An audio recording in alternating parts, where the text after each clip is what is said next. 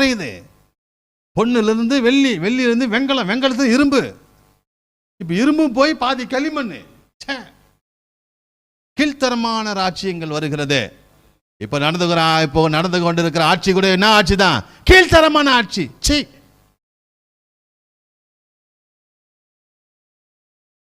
கூட்டணி ஆட்சி. இதுவும் உடைக்க பணியாக தான் இயேசு வரார். எத்தையும் உடைக்கிறதுக்காக தான் இயேசு வரார். இப்ப போய் உனக்கு நான் பட்டர் போட முடியுமா?